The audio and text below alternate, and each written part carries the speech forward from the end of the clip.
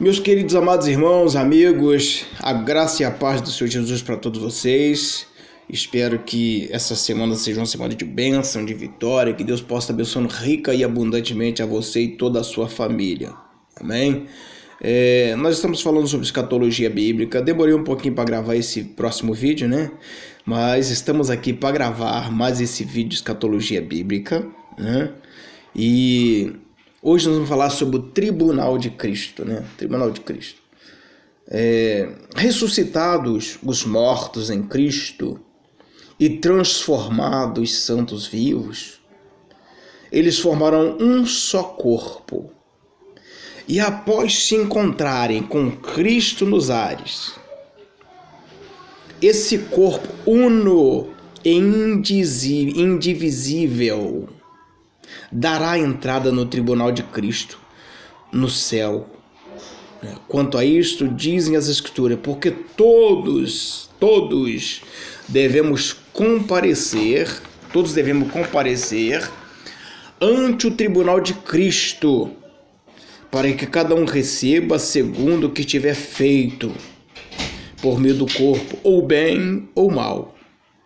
2 Coríntios, capítulo 5, verso de número 10. O julgamento a ter lugar no tribunal de Cristo não terá o mérito de determinar quem será ou quem não será salvo. Não. Só os salvos comparecerão ali. Se antes nenhuma condenação havia para os que estão em Cristo Jesus, né? Tampouco ali será lugar de condenação. Como pecador, o crente já foi julgado em Cristo na cruz e absolvido pela graça e misericórdia de Deus. Como filho, foi julgado durante a sua peregrinação aqui na terra. Perante o tribunal de Cristo, o crente será julgado como servo para aquisição de galardão. Jesus explicou isto na parábola dos trabalhadores da vinha, quando ele disse: e aproximando-se a noite, diz o senhor da vinha ao seu mordomo: chama os trabalhadores e paga-lhes o jornal, começando pelos derradeiros até os primeiros. São Mateus 20, verso 8. Diante do tribunal de Cristo serão manifestas não só as nossas obras, mas também a fonte de suas motivações. Quanto a isso, devemos atentar para o que diz a Bíblia, porque ninguém pode por outro fundamento além do que já está posto, do qual é Jesus Cristo. E se alguém sobre este fundamento formar um edifício de ouro, prata, pedras preciosas, madeira, feno, palha, a obra de cada um se manifestará. Na verdade, o dia a declarará, porque pelo fogo será descoberta, e o fogo provará a obra de cada um. Se a obra que alguém edificou nessa parte permanecer, esse receberá galardão. Se a obra de alguém se queimar, sofrerá detrimento, mas o tal será salvo todavia como que pelo fogo. 1 Coríntios 3, versos de 11 a 15. As bodas do Cordeiro. Fim do julgamento do tribunal de Cristo. A igreja fiel será chamada a ter acesso à sala do banquete, da festa das bodas do Cordeiro. Cristo e a igreja se tornarão o centro das atenções de todos os seres celestiais. A cerimônia de casamento do príncipe herdeiro do trono da Inglaterra, mostrada pela TV para quase todo mundo, tem o seu brilho episcopado diante da glória e esplendor da cerimônia de casamento do Cordeiro, Cristo e a sua noiva, a igreja. naquele dia memorável, cumprir-se-á finalmente o anseio de Jesus expresso na sua oração sacerdotal. Pai, aqueles que me deste,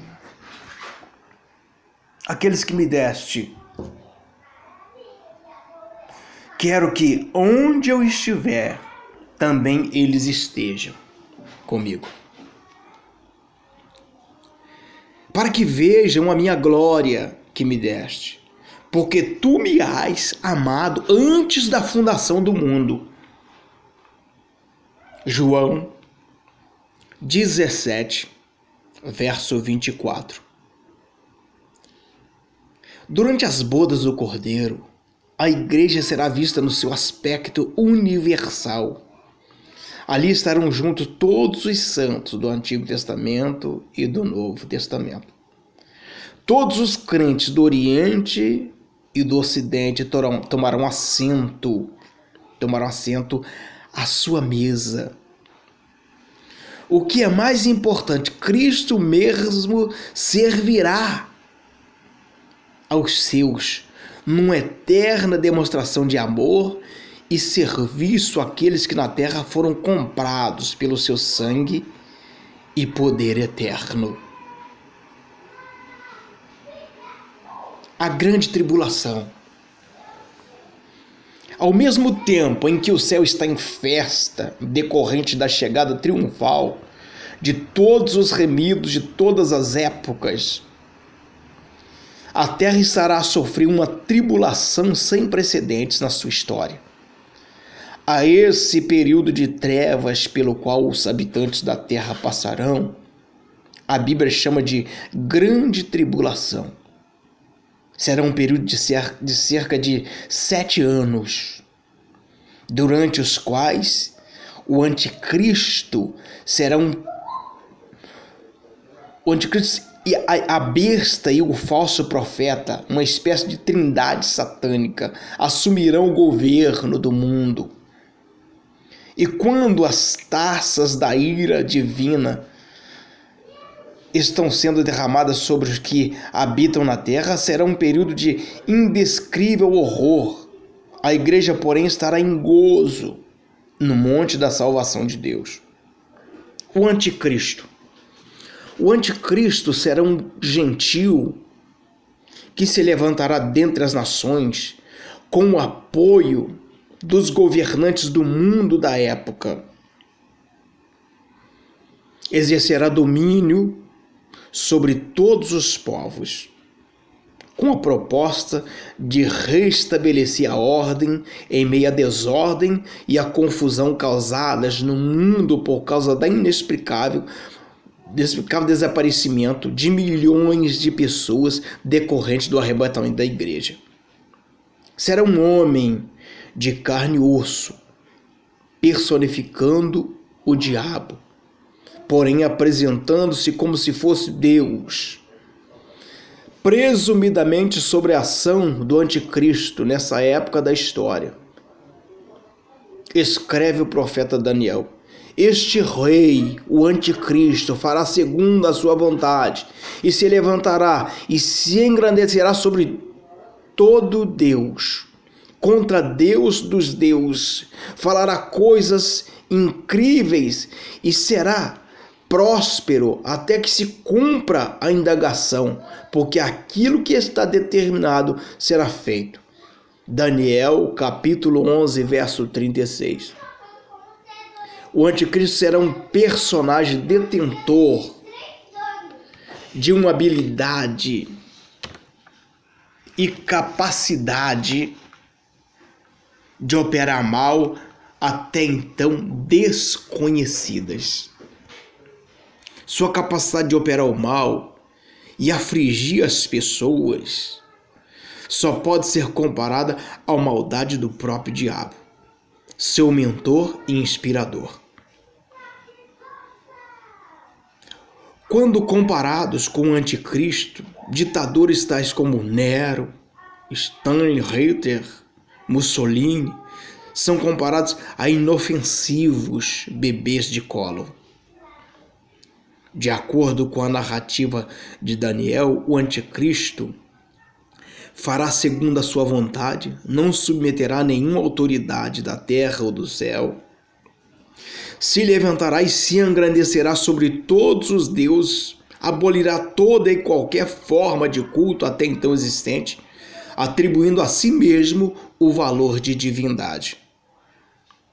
Se levantará e se engrandecerá contra Deus dos deuses. Aqui jaz o cúmulo da maldade desse filho da desobediência. Falará coisas incríveis, será um orador inflamado e de uma oratória jamais assemelhada por homem algum.